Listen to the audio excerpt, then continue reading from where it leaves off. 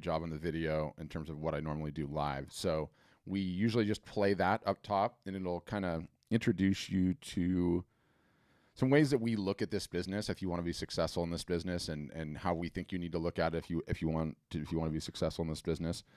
So we'll go ahead and play that, and then after that's done, we will get into the Q&A on the other side of it. And quick programming notes as the session sort of rolls along. I'm going to be mentioning videos and PDFs and reports and talking about various different things. Some of those links we'll throw into the chat, which is like at the bottom of your little Zoom window. There's a chat button you can click. But also, excuse me. Also, at the end of the show, after it's over, we send you guys an email that has like it's a web page, and it'll have the replay of the video, and then all of the various different links and things that I mention as I go through. It'll be in there, so you don't have to feel like you need to click on them or write anything down or anything like that, because we'll email all of it to you after the fact. And excited to have you here. It's November 1st, and for those not in the know, November is the biggest art selling time of the year traditionally, by some margin.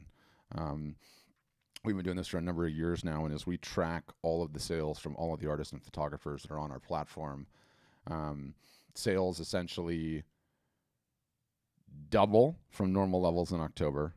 They triple from normal levels in November, and then they drop back down to a 1.5 multiple in December. Collectively, the last 3 months of the year, October, November, and December, are the three biggest all year long for selling art and photography by some margin. So there is quite literally no better time than to be marketing and selling your creations than right now this month. So that's exciting. We can get more into that data after the presentation and after we get into the Q&A. So without further ado, we'll go ahead and get the presentation started, and then I will see you guys on the other side for the Q&A. You can go ahead and start the video, April. My name is Patrick. I run the marketing department here at Art Storefronts. Been doing that for about 6 years now. And that means I've been working on solving the problem that is, how do you sell art or photography by best leveraging marketing and digital marketing in particular. And it's an interesting problem to work on. There's not that many, art marketing agencies, for instance, right? Because it's a very, very hard problem to solve. Selling art and photography is not like selling every other item out there. A lot of tradecraft, a lot of nuance to it. In addition to that, I've been running 3 of these sessions since a little bit before the pandemic, so, year and a couple of months now. I don't believe that there's another human being on the planet that talks to more artists and photographers on a week in, week out basis. I have now, at this point, heard it all, seen it all, niche selection, pricing, sales, Facebook ads, branding, how to negotiate with the galleries, pricing, markup. I have heard and been through all of it over the last year. And in addition to that, we have like a little bit over 5,500 customers now. And one of the things that we do a great deal of is studying the ones that sell the best and studying quite in depth. For instance, who's capturing the most emails? How are they doing that? Excuse me. Who is the best on Facebook? Who is the best on Instagram? What are they posting? What kind of activity are they getting there? Who is selling the most art, period? Who is selling the most classes? Who is selling the most originals? Who's selling the most commissions? Metal prints, canvas prints. And you do all of that collectively. And why am I bringing all of this up? I think I can help you. I think today's Q&A after I'm done with the presentation can be insanely valuable. I think if you're struggling with something, I probably have a solution that can put you on the path. And I mean that in the biggest non-sales pitch way ever. I don't care if you ever do business with Art Storefronts, if you ever become a customer. I want the session to be valuable. I want to try to get you on a path to growing your art business to where you want it to be. I honestly believe that I can help you. So the Q&A will happen sort of after the presentation, and love for you to think about whatever questions you have, whether you've never sold your art before and you're just trying to get into it, whether you had robust sales pre-pandemic and the pandemic crushed you, whether you're struggling with a question of niche selection, what style should you be doing, or you're struggling with, how to price your work, or you're struggling with how to get attention to your work, which, let's be honest, 100% of you guys are struggling with that. Every single solitary artist and photographer is struggling with that. But point being, have your questions ready, and we'll get into the Q&A after the fact. But I want to start with It's sort of this new concept that I've come up with, and I call it the art selling pyramid. Okay, and I sort of stole it from Maslow's hierarchy of needs. I don't know if you've seen this pyramid, right? But in Maslow's hierarchy of needs, um, you've got the physiological needs at the bottom, right? And the concept of the pyramid is you have to sort the blocks on the bottom before you can even contemplate sorting the blocks on the top. And the physiological needs are first, right? We have to eat, we have to sleep, we have to do that daily. That has to happen every single solitary day before we can even contemplate working on safety and shelter and money. And then you go up the thing and it's love and belonging and esteem and self actualization. You can become a great person and all of that jazz. So let me give you the art selling pyramid, okay? Borrowed from Maslow. Same thing, pyramid, got to sort the bottom blocks, up we move. And the bottom block, the first block is attention. And I know, without equivocation, that every single solitary person on this Zoom call has an attention problem. What is attention? It is the eyeballs that you need to be able to sell your work. It is people knowing who you are, seeing your work, interacting with you. And we live in a, you know, in a world right now where attention is the currency of the land. It's not dollars, it's attention. You have the attention, you can do anything. Without it, you're not in the game. Does the best art that's being created get sold? No. The best art that's being created that gets seen gets sold. And attention is every single solitary one of our problems. And just like in Maslow's pyramid, you have to sort it daily. You have to be working on getting more of it daily. It is no different than eating and sleeping. And I look at this little pyramid, and you know, a perfect way for me to explain it. Do you know who some of the most powerful women, not just in the United States, are, but in the entire world are? It's the Kardashians. You want to know why? They have attention. Okay. Any one of those women, any of those surgically enhanced women, could decide to start painting stick figures tomorrow and sell $35 million worth of art in the first year. Why? Because they have attention. Okay. They understood what the currency of the land is. When you have the attention, you can do anything. Attention comes in two forms: rented and owned. Rented are YouTube subscribers and Instagram fans and Facebook followers, any social media followers you have on any of those sites. Why is it rented? It's rented because you don't own it. They can change the rules at any time. Still very important, but it's rented. The other kind of attention, the owned attention, really email addresses, most importantly. Secondarily, snail mail. And for some people that do text message marketing, it's phone numbers. But you have to work on building your attention day in, day out. It is a quotidian job. And ultimately, it's the biggest problem that every single solitary one of you on here have. Some of you think you have a website problem. Some of you think you have a pricing problem. Some of you think you have a problem negotiating with galleries. You can't even have any of those problems until you solve the attention problem. The attention problem is the whole ball game. And when you understand it, you start getting intentional. You start working at it. It is no different than eating and sleeping. What did you do to acquire more attention for your work today? If you're not working on that, then you can't even have any of the other problems. Next block. Okay, after we solve the attention situation, we're working on it. It's a constant battle. It never ends. The outside of this block is number 1 and 2 here, and then I'm going to get into the block. Number 1 is the business model. Okay, I believe that an artist or a photographer, if they want to build a successful business, has to understand the business model. The business model is selling direct, by which I mean you, the artist, the photographer, selling directly to your end customer. You retain the data on your end customer such that you are able to market to that customer in perpetuity. Many people, the way that the industry worked traditionally forever, it was people that did not retain this information. They sold through galleries, or maybe they did the show in their circuit, but they weren't the best at keeping up with these people and marketing to them in perpetuity. I got this book that I cite all the time, and it's by Weiland. Weiland is the whale guy. Okay, and don't worry, I'm going to send you links to this. But he wrote this book. He sells it directly on his website. He's depending on who you talk to, he's the #1 selling artist in the entire United States, probably even the world, to be honest with you, because of his business model and what he's done. And he talks in that book about this concept called a collector list. Okay, and for Weiland, a collector list are buyers of his art that sell or that buy in upwards of 7+ pieces over the course of a lifetime, and he treats this collector list like VIP. They are his collectors might as well be staying in the Four Seasons. He reaches out. He gives them special access to things. He likes their social media posts, and he continues to build that list. Okay, and fundamentally, it is one of the single solitary most important things any art or photography business can have. Collectors surface, you market to them in perpetuity, your prices continue to go up, they go along for the ride. Some of these people will buy in upwards of 20 and 30 and 40 pieces throughout the course of your life. And if you are not building that list, it's sort of like you're working a job and you're not putting any money away in a retirement account. It's almost like a 401k that just pays every single solitary year. And I can go into some detailed examples, but the goal is you come out with a new series. You have a show, right?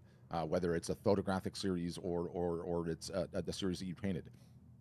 You'll start out, and your collector list will maybe buy 2% of the show or 5% of the show, and your goal is just to build that list such that the percentage of the work that they buy goes up and up and up.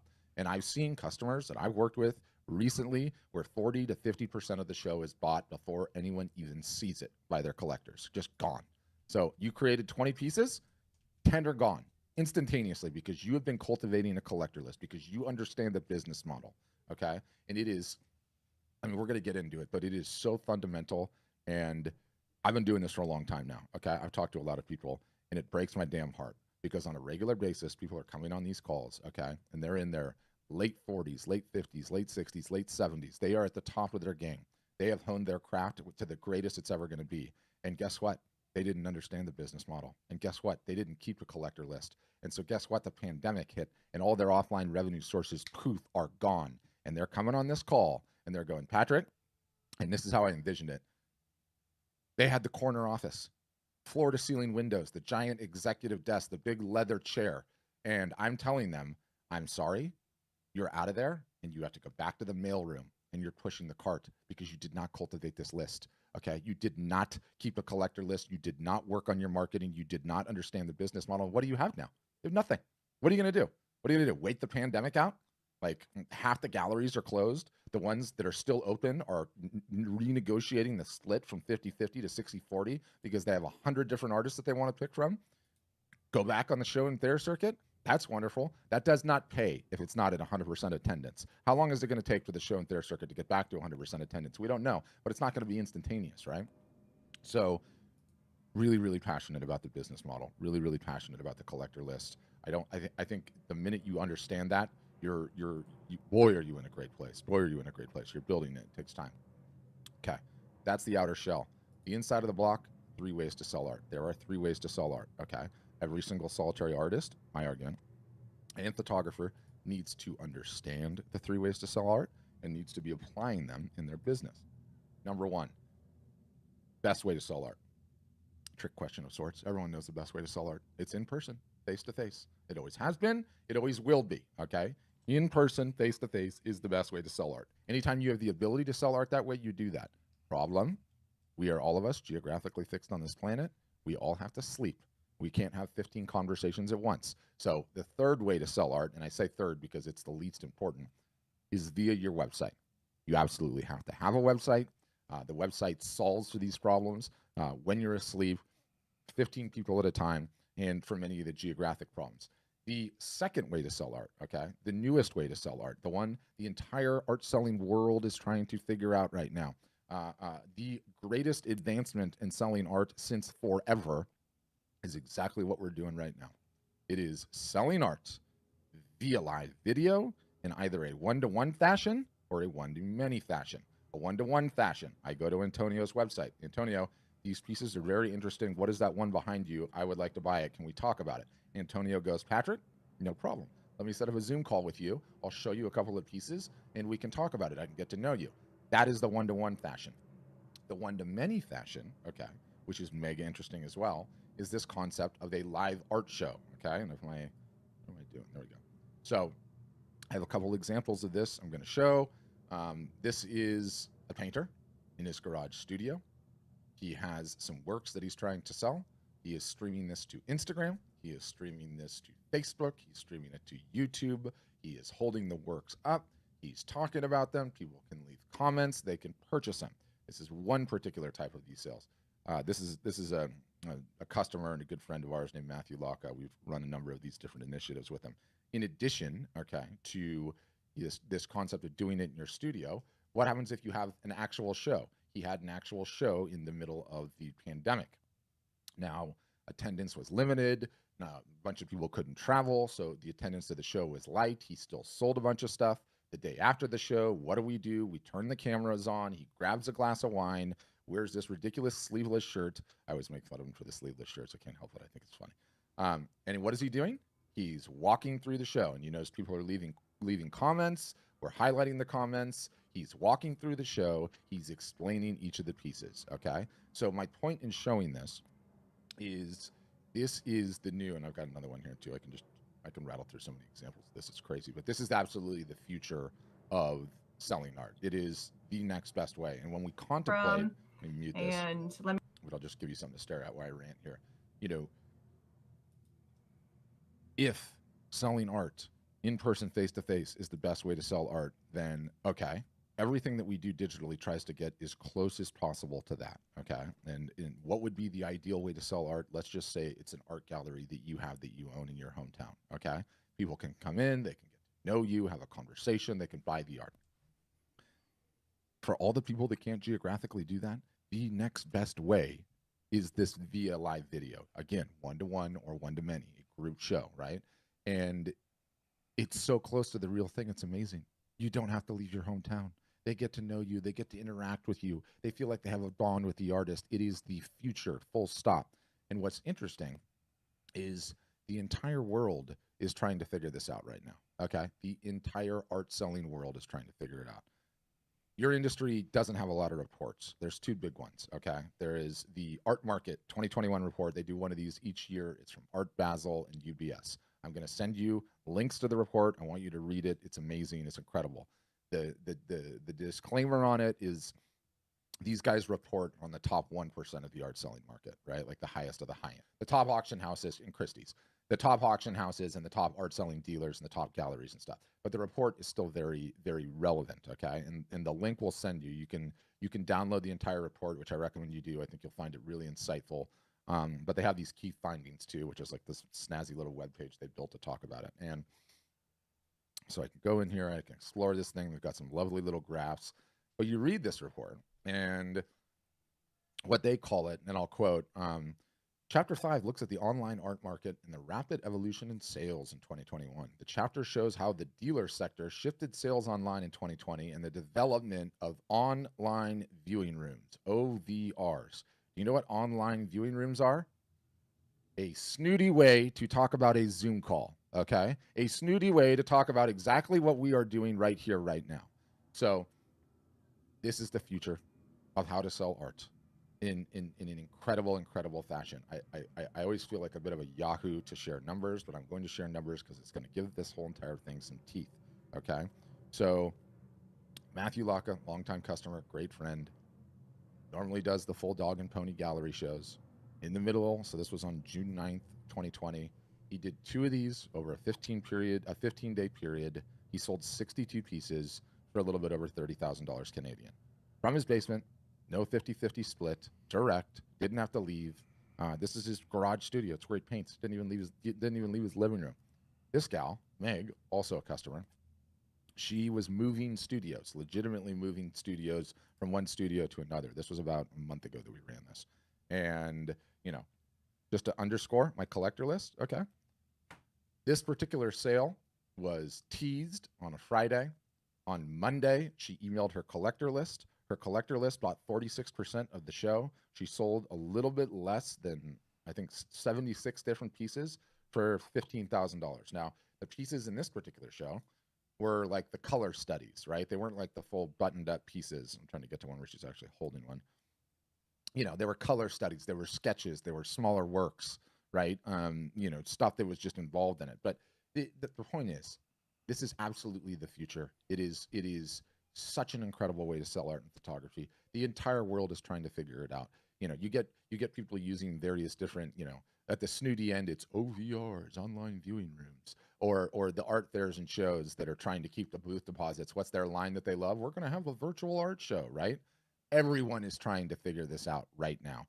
I do not know what floor this particular elevator is going to go to. My guess is it's going to go very, very, very high. What I'm saying is right now, this elevator is on the ground floor and the doors haven't even closed yet.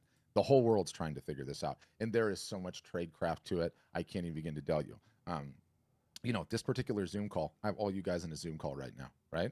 This is also being streamed to 2 YouTube channels, to a Facebook channel, to Twitter, all at once, all simultaneously.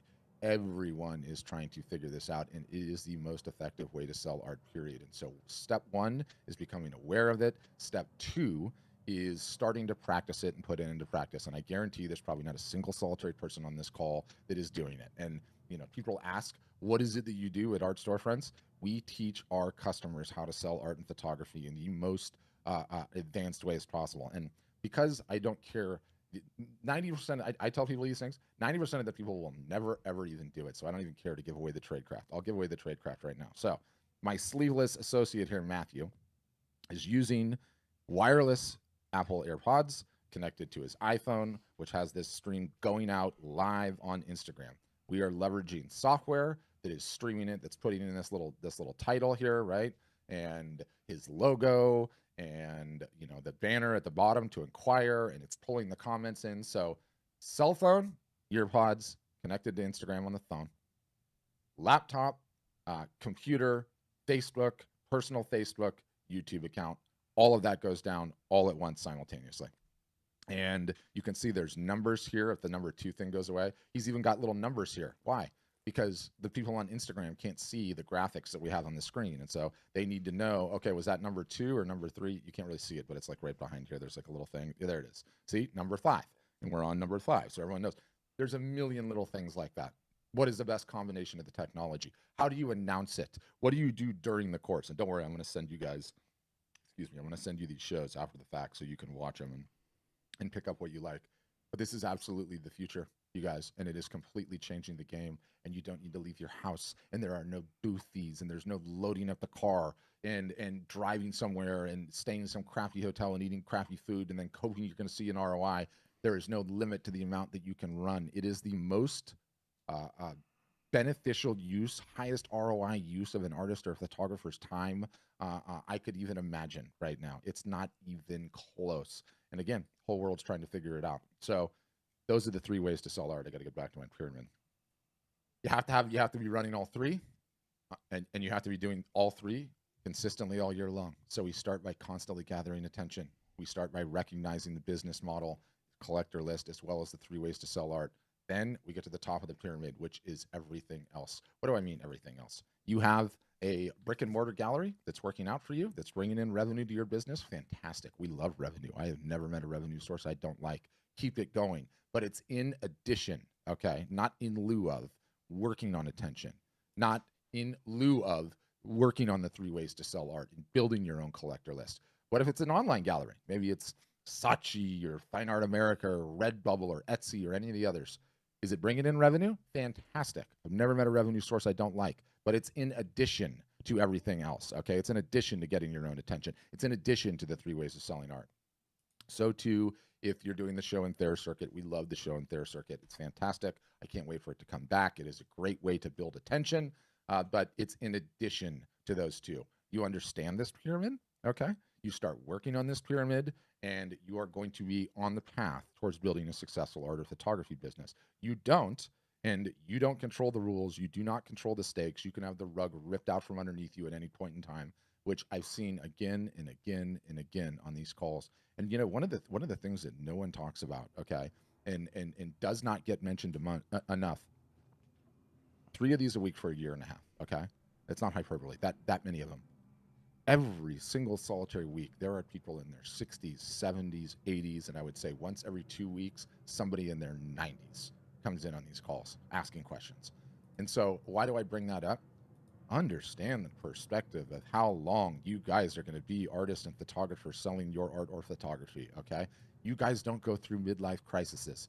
Doesn't happen to creatives. You don't decide all of a sudden you're going to stop being a painter and you're going to go rent jet skis in Florida for the summer and that's going to be your job, okay? So when you have the perspective figured out that you are going to be working at this for the rest of your life into your 90s in many cases, it underscores how important it is to understand this pyramid. to start working on this pyramid. And guess what? It's not going to be easy at first if you're just getting started. It's going to be a pain in the butt. You know, I'm looking at Rick there, and Rick, if you have not been building that list the entire time, when I'm telling you, you have to learn how to email market and social media market, and you need to start doing it on a regular basis, that could be frustrating, but it's not frustrating when you got another 25 years of growth in this doggone business. So what does Art Storefronts do at the end of the day? We teach you how to do the pyramid. Yeah, we give you a website. And yeah, we put you into a university where there's no graduates because the learning never stops. That's really, in a nutshell, who we are, what we do. All righty. Thank you for indulging me. Hold on. I know I got to get the thing off the screen. Okay, there we are. Oh, the live art shows. You guys, the live art shows in the month of November. Big, big, big deal. If you've never run one, boy, is now the time to run one. But we can get into that and anything else that you'd like in the Q&A section, which we're now ready for. So how does it work? If you're one of the brave ones that has the camera on, and thank you, Diana, for being brave and having your camera on. If you have a question, you can raise your hand and I'll see it. For everyone else, if you look at the bottom of your Zoom window, and let me just get this thing up here, there's like a little reactions button, and it's this little smiley face with a plus. And if you click on that, what that'll let you do is raise your hand digitally speaking. You can see that I kind of just did that. So you can do that. You don't want to turn your camera on. You don't have to turn your camera on. Okay, I understand that. I hate being on video. And you can ask me just via audio, or if you want to throw questions in the chat, you can throw questions in the chat. If you're one of the ones watching on Facebook or Twitter or YouTube, I will see your comments and can certainly pull those into the stream and answer them as well. So, all right, there we go. And Diana, no one else is being brave, so I'm looking to you. I'm going to unmute you. Let's see if you have a question. Do you? And you'll need to unmute. You'll need to unmute, Diana. There's like a little, you hit the microphone icon in the corner. Okay. I have a lot, and I'm just trying to formulate some. I have not painted this last year because of my husband's death last Thanksgiving, and it's just been that. And I don't have a lot of stock. And I guess I have a limited audience. I've got Facebook, but that's it. And if I wanted to purge what I do have, should I save that for later when I've got a stock built up and probably, hopefully, a larger audience? Or should I try to sell the little bit that I have now via live auction? Do you, and say live art show, not live auction, because the auction immediately brings into mind the 35, 45, yeah. Hey, write that down. Yeah. Do you just sell originals then? You don't sell limited editions or prints, I take it? No, but I've listened to some of your workshops before, and I'm a big hoodie person. Yeah. And I'm trying, I would like to do that. I'd like coffee cups, like t-shirts or hoodies or whatever is available. So that would all start, and I think you should, you're on the right track there, but that would all start with, so you have the inventory that you do have, right?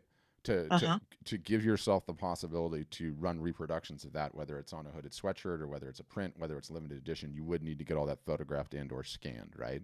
So I would start there, and then ultimately to sell it now or not, it would be your decision, right? But knowing that it's going to take a while to sell, knowing that we all of us need cash flow in our businesses, you better believe I would try to sell it all right now, but you need to get the work photographed so you can reproduce it first. And we have an article that talks about how you can do that if you want to go the DIY route. But what I recommend, do you live in a major-ish city or a major-ish town, or are you in the middle of nowhere? In between. Between major-ish. Yeah, one of the easy ways to get the work photographed is to put a post on Craigslist. I'm not sure if you know what Craigslist is, but it's like the local classified.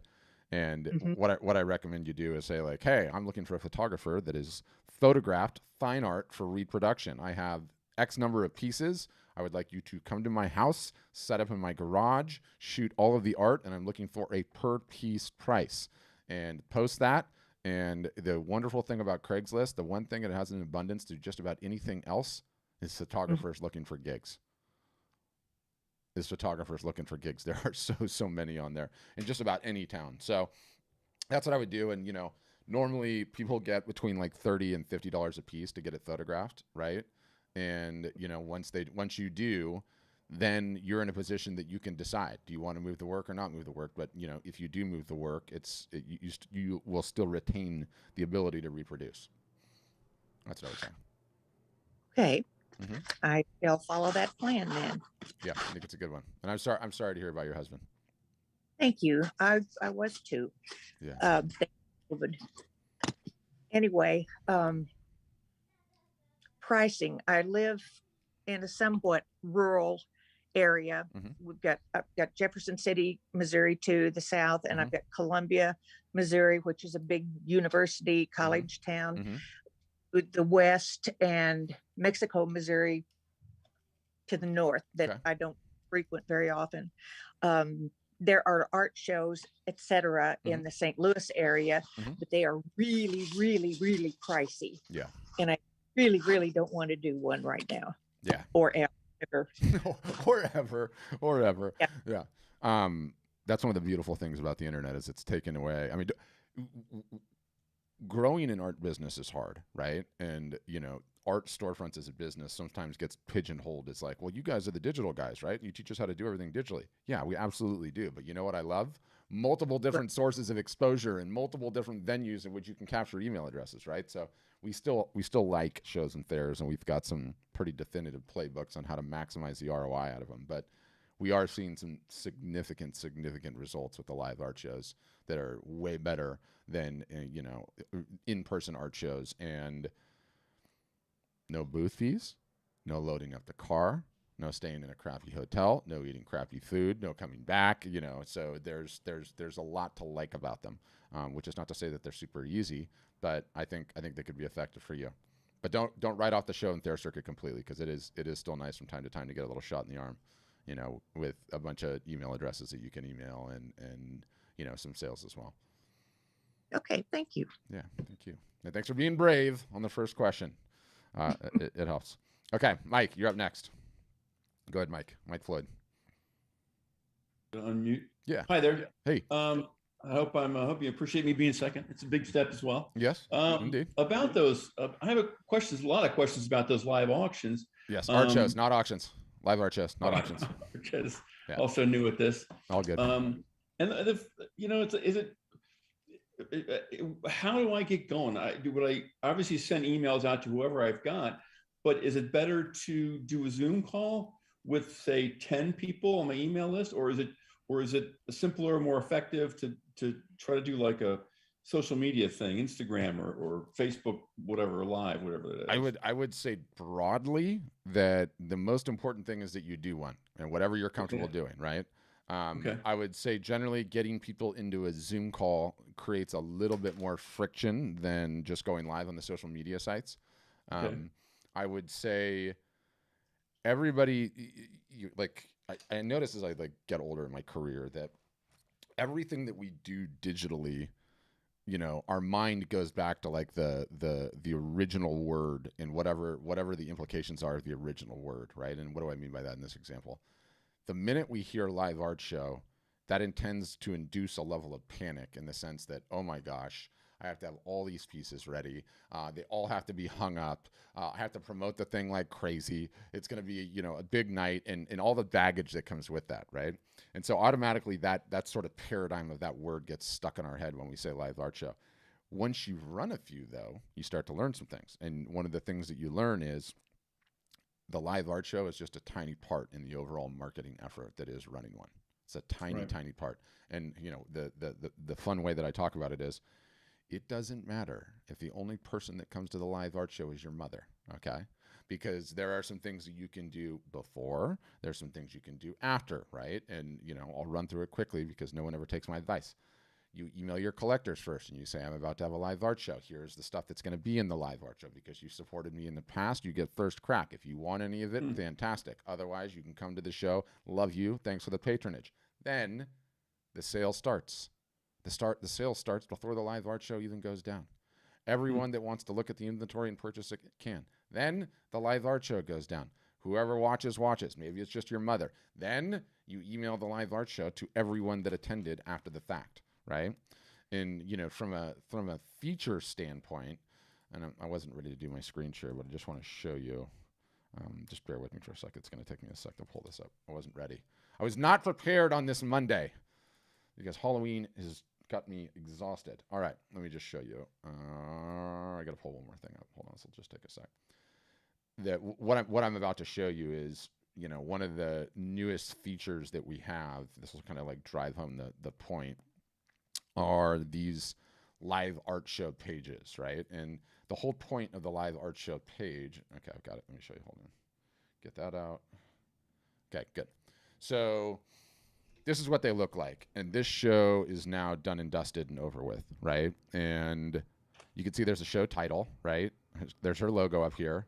And then as you scroll down, here are all the pieces, right? So here are all the pieces that she had in the particular show, and you can see which ones are sold and which ones are not sold, right? And then you can watch the show after the fact.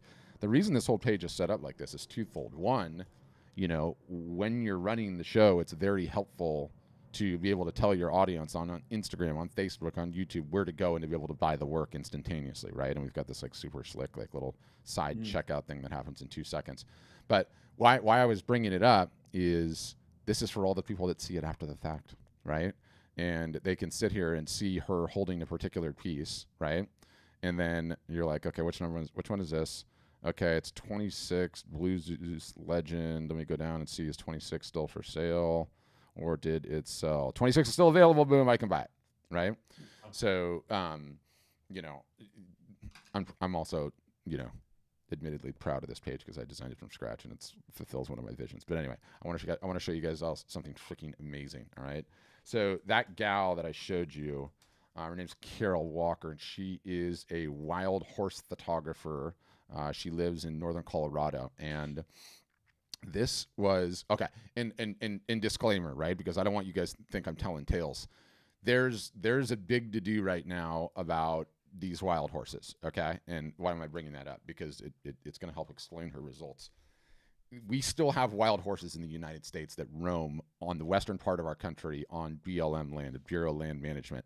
The ranchers and the farmers are very unhappy about this because the horses do whatever they do to their lands and their crops and everything. So the farmers and the ranchers are saying, you need to kill these horses. We need to cull this wild horse population.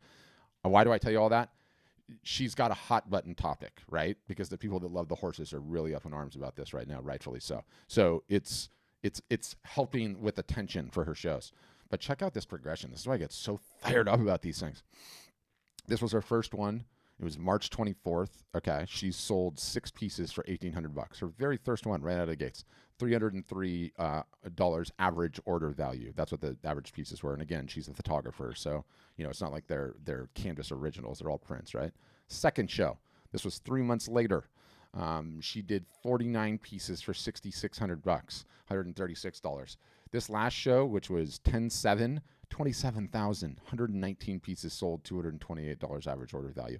Do you know how insane that is? Like, that's absolutely insane. And she's not leaving her house. And look at her. She's not like a professional speaker or a presenter. Well, look at her. You can't even hear her talk, so that was stupid. But, you watch this video, and I'll send it to you after the fact, and this is just a lady that takes photographs of horses, and she loves the horses, right?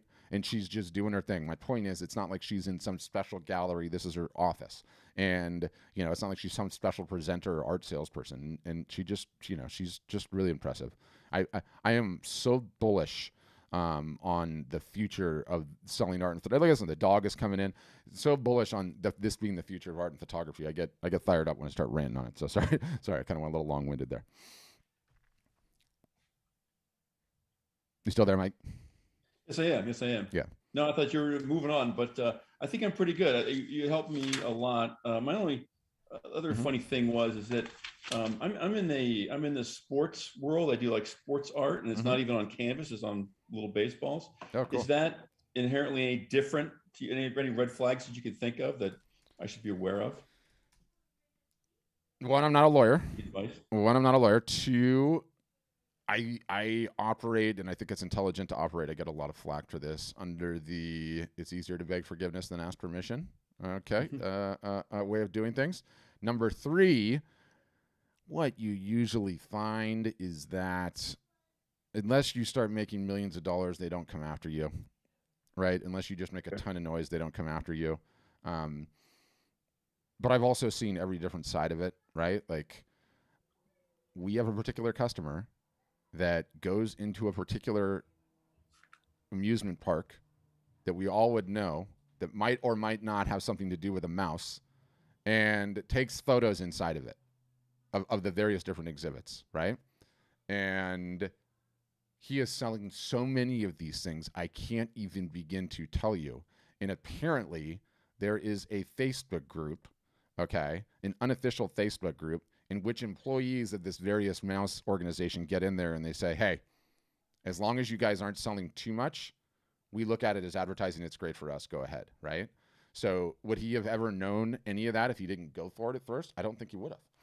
So, right. I mean, again, I'm not a lawyer. I can't tell you what to do, but it goes on and on and on with like the celebrity lookalike stuff too. You know what I mean?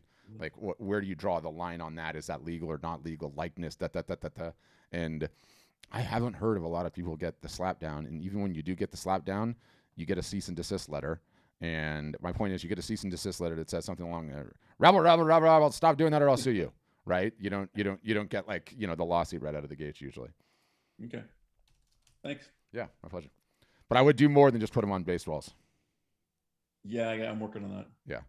But I do love it, broadly speaking, as a niche, because it one of the things that everyone does as an artist, I'm going to pull up another site because I want you to see it. One of the things everyone does as an artist is they say, I'm going to go and create what I'm passionate about and what I love, right? And there's nothing intrinsically wrong with that. But a lot of times what you love and what you create doesn't have this die-hard fan base already built in. Well, guess what? Sports has a die-hard fan base built in, right? Like, depending on what particular entity you're talking about, some of these people take it as a personal mission to buy their body weight and whatever sport-related swag on a yearly basis, right? So check this out, because I just love her story. I think this story is so amazing. What am I doing here? I got to share the screen. So this is Meg, okay? She's a Kansas City artist, and she started out doing stuff like the flowers and the bisons and the bees, right? And she was sitting in an art show one Saturday, and she was on her feet for like 48 hours straight, and she made like $320, and she did like the what the hell am I doing with my life, right? She went to KU, okay, Kansas University, and these people are diehard about their basketball, and she, like, they have this thing called rock chalk, so she went and got this like local rock out of like some quarry and mixed it into the paint and did this series of Jayhawks, and ended up getting the university license for it, and utterly, totally, and completely launched her career, like out of control. How many of these things she sold in like various different limited editions. I think she sold the original, because it was like a set of 4, 1, 2, 3, 4. I think she sold the original for like 150,000 or 140,000, something like that, if I'm not mistaken. Yeah, she's completely sold out on them now. And obviously she had a relationship with the university to be able to do that, right? But it launched her career as a result of it, right? And the point is, when you start with demand and work backwards, that's just a really, really smart way to approach things. It's like a really, really smart way. So anyway, I'm bullish on the sports niche. That's what I was trying to say. Great. Thanks, man. Yeah, thank you. Okay. Beth. So you sell quilts. Given poor lighting in your house and not being a TV type, what would you suggest? Let me show you something, Beth. Okay. So since we've sort of figured out this live art show thing, we've helped customers run hundreds of them at this juncture. And Beth was saying something about having bad lighting, and she's not a TV presenter. And I totally understand all those things, Beth. I totally understand them. Where is the playlist? I'm looking like, hold on, I'm in the wrong account.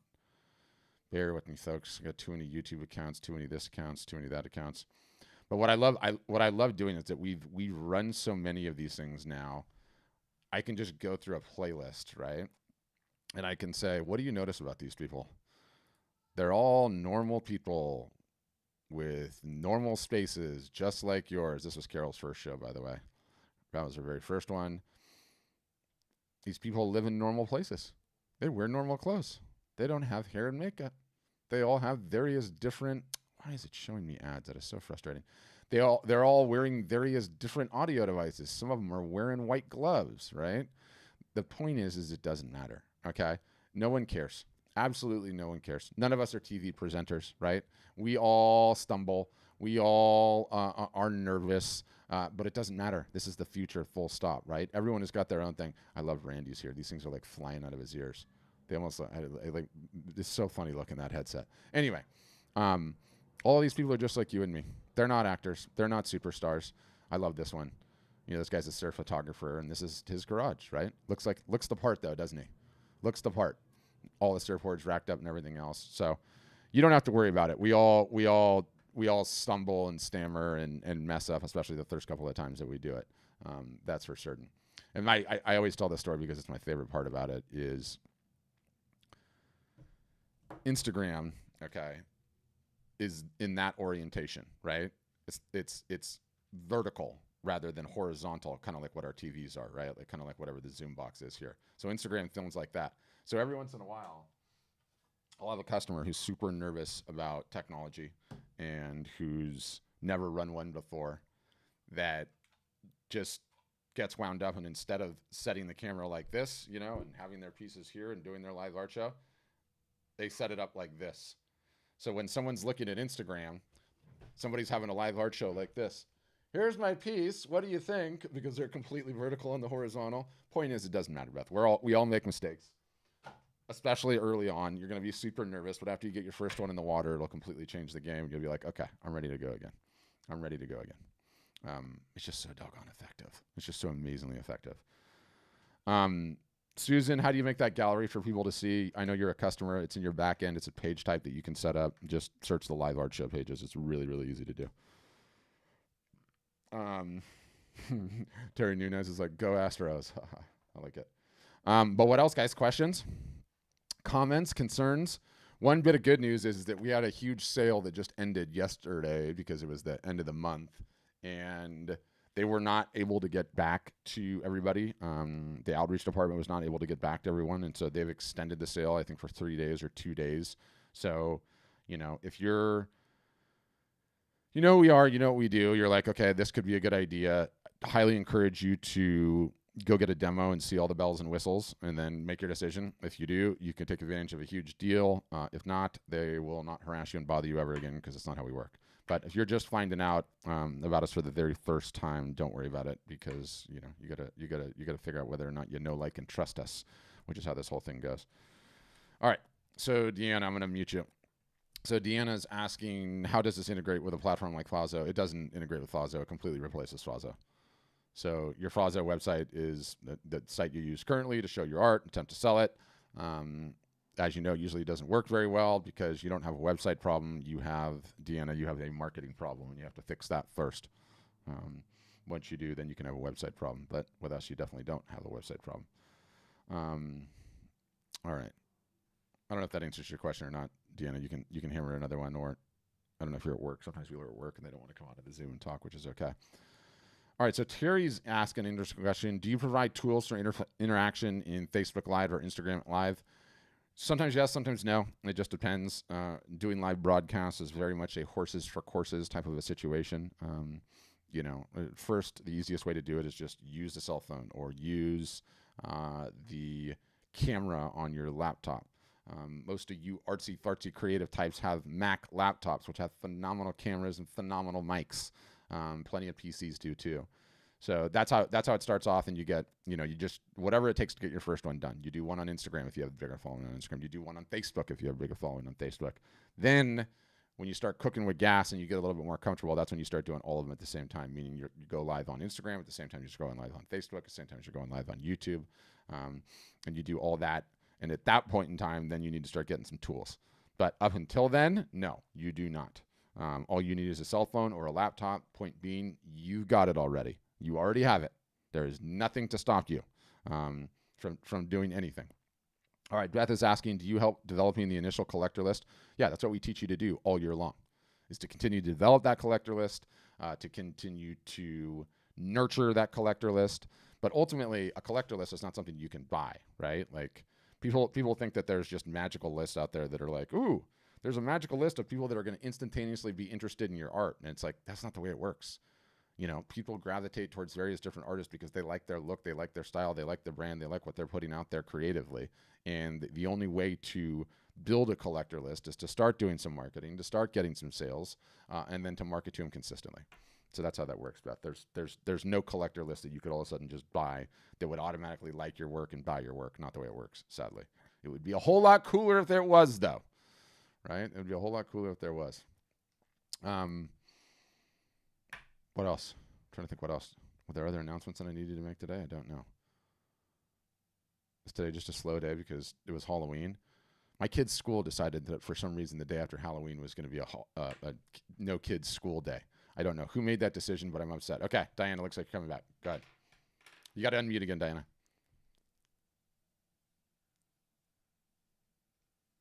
Oh, still don't have you. Hold on, something's going on. One more time. Try it again.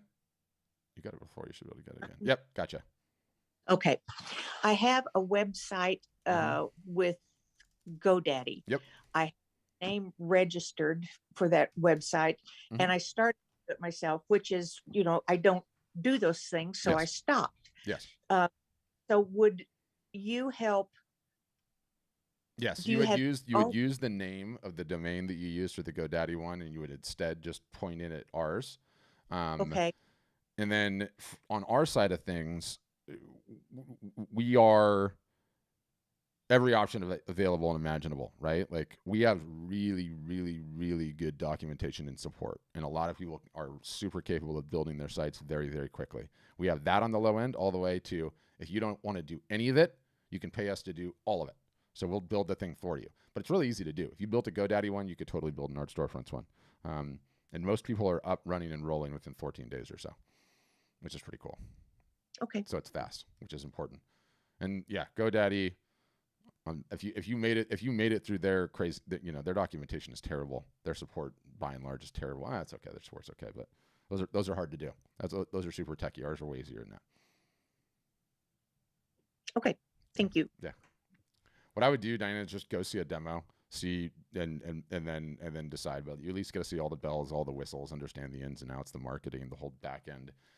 On the demo, it's like a hour-long Zoom call with you and somebody on our team, and you can ask all the questions. But it's cool because they walk you through all the various different features and all the various different ways to do things and all the various different page types in the back end, and the whole thing. But yeah. The coolest thing for you will be in the print on demand, right? Because all you have to do is get that work photographed. Once it's photographed, you upload it to your website, and then you decide what you want to offer, right? And right out of the gates already, let me get a website up. I'm totally blown away by just the merch thing in general. And I was so like anti-merch early on, but I've completely come 180 degrees on it because I realized that with a lot of the merch stuff, I don't know if he's got all the ones turned on, but let's just see. Yeah, so I mean, this would be your situation, right? Like, say this is your piece, and say instantaneously you want to offer watercolor paper, canvas, metal, wood, acrylic, throw pillows, tote bags. The tote bags are actually totally cool. My kids used these things last night to trick or treat. Not kidding, because otherwise I could show them to you.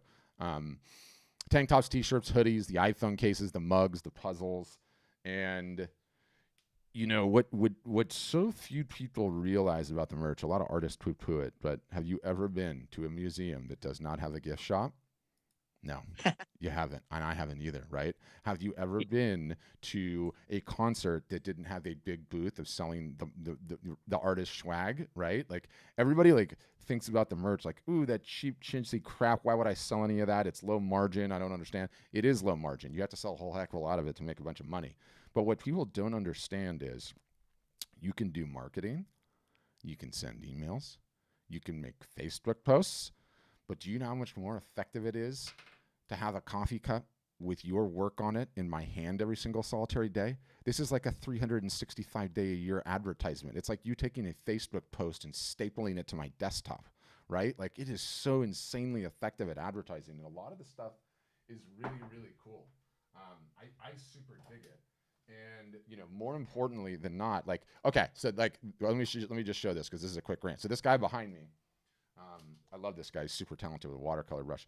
Do you have any idea last season? Okay, he paints whatever he likes, like artist stars that he likes. And where is the doggone one? Is it down here? It's got to be down here somewhere. I'll find it. Hold on. I'm just using this. He painted Santa Claus. Do you have any idea how many throw pillows of Santa Claus that this man sold? Staggering. Okay, and it's like, no, they're not the nicest pillows in the history of pillows, but guess what? There's no minimums, okay? It's print on demand, meaning you don't have to order one. If you get an order for one, they print and ship it, and boom, it's done. And so how cool is it to contemplate for, what do these things cost? Let me just see what they cost, I forget. They're $47.60, right? So I can go in here, I can order 2 of these things as, do I want to know the right thing? Yeah, I gotta go to throw pillows. I don't think they're $47.60, how much are they? They're $29.70. So I can go in here and order 2 of these, and how dialed in am I for Christmas every single solitary year?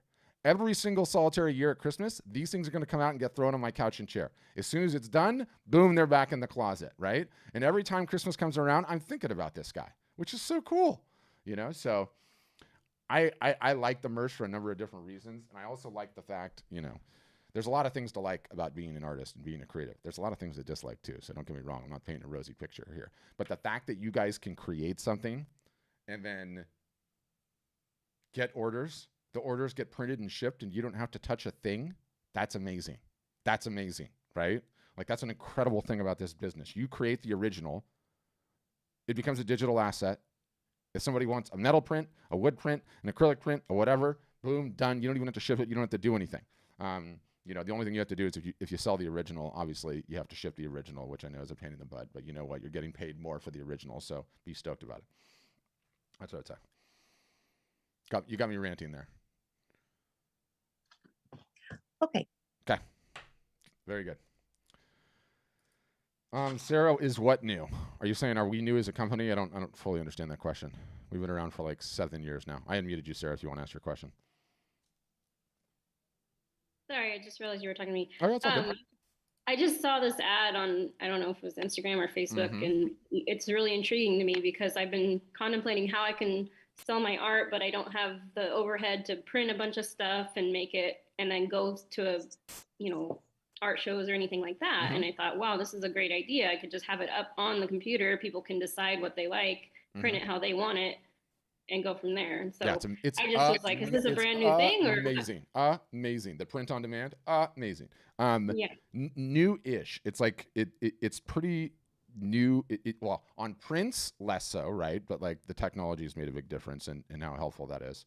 On the merch, certainly more so, right? Because it's hard to get that whole manufacturing and printing infrastructure and everything else up. But the way technology has just changed, it's working now. I mean, we do now calendars, puzzles, cell phone cases. I have like a bunch of it right here. Oh, wow. Calendars. Oh, see? I didn't unmute Diane.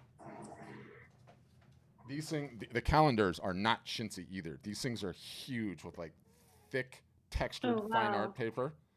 And again, like, you know, the fact that you can just offer them, and I had to pick these cheesy images not to upset any of our customer base. They're not cheesy, but, you know, they're stock images or whatever.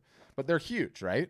And again, you know, we even have a feature on the calendars. How cool is this? That, you know, when you normally, like, and I'm old, okay? I'm 42, and I had businesses earlier in my life. And, I mean, do you know what a pain in the ass it is to order the minimums of all of these things? Like, oh, you know, 500-piece minimum order, and then you're sitting there and you have to warehouse it, right? And then you have to fulfill it. Now, none of that. And on the calendar, we have dynamic calendars now. I love these things. So most calendars, right, you order one and it starts in January and it ends in December, right? Okay, well, that's great if you're selling them a year ahead of time. But what happens when you start getting to December and you haven't sold them, and then you're selling them into January and a month's already gone and all that nonsense? So the dynamic ones now, they can come to your website, and if it's April 15th, they can start the calendar in April, or they can start it in May. And it'll just go the rest of the year, which is really, really cool. So anyway, the merch is newish, but on the prints themselves less so. But yeah, it's like one of the phenomenal things.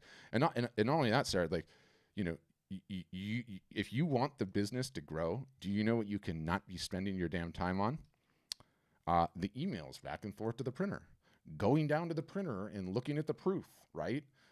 Getting the tracking number from the printer and sending it to the customer. It's on the way. You can't spend your time on that. You need to spend that time marketing if you want to grow the business. And so it's a double-edged sword, the print on demand, like super important. Okay, I'm unmuting you again. That's awesome. So how much does it cost to use it though? Because I'm sure there's a cost to all this. Yeah, to use the print on demand is free completely. To use the print on demand for any of it's free. To get your website started and all that. So I don't know if you can. Did you see the whole presentation up front yet or no? I didn't see the email until I don't know what time you started it, but I just clicked on it when I thought it was about to start, but I guess I was like midway through. Yeah. I'm not sure. Yeah. So I would go and see a demo too, because then you get to see all the bells and whistles. We are so much more than a website. The easiest way to think about it is the biggest problem that every single solitary person on this call has is they have a marketing problem, right? Not a website problem. So we do two things. One, we give you the best art selling website that there is, the POD and all the bells and whistles, and it's incredible. But more importantly than that, we teach you how to market all year long. So it's sort of like a website plus a college education, except the learning never stops. So our prices start at the cheapest plan is like $999 one-time fee and then a monthly fee for the website. And what the fee goes to pay for is all the marketing help that we give you. And they'll show you on the demo, but we have a calendar that goes through 365 days a year that tells you what to do, when to do it, when to run a sale. If we're telling you to use email language, we provide the email language. And so you can just skin it to your particular brand. And then if we're telling you to run your first Facebook ad, there's full-blown digital education on how to do that. Then we take the entire customer base twice a week and throw you into what's called office hours that are just like these Zoom calls with my marketing team, my marketing experts.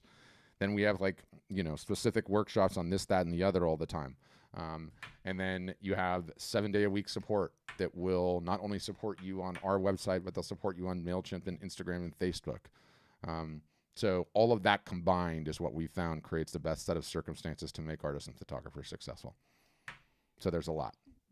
But the print on demand specifically doesn't cost anything. Gotcha. Cool. Thanks. Yeah, thank you. All right. And just to give you a for instance, how awesome is this? So Terry's here. I got to get my fat head out of the way. Oh, wait, hold on. I started with you guys on Saturday, and my website is on. I even ordered from my own store already. That is day 3. So in 3 days, she got up. Terry, that's amazing. That is way quicker than most. Like 14 is sort of what we shoot for, 14 days or less. But that's amazing. Congratulations on that. I'm proud of you. But all right, I think we'll leave it there then. Appreciate you guys. Appreciate you guys for coming on to a session. Hope you all have a great rest of your week. Like I said, there is the spillover from the sale. So, assuming you get a demo and assuming you see the product and you're like, okay, this is cool, you can save a ton of money by doing that now. We'll email you links to demos or you can get one on the site. And it's cool. It'll let you see all the bells and whistles and, a bunch of stuff that I can't cover on this one myself. So that's what I would say. But thanks for coming again, guys. Everyone have a great rest of your day. I will email you this video replay should you have missed it or want to watch it again. And then, from the presentation, there'll be a bunch of links to this, that, and the other, and anything else that we talked about. But other than that, thanks again for watching, and have a great rest of your day.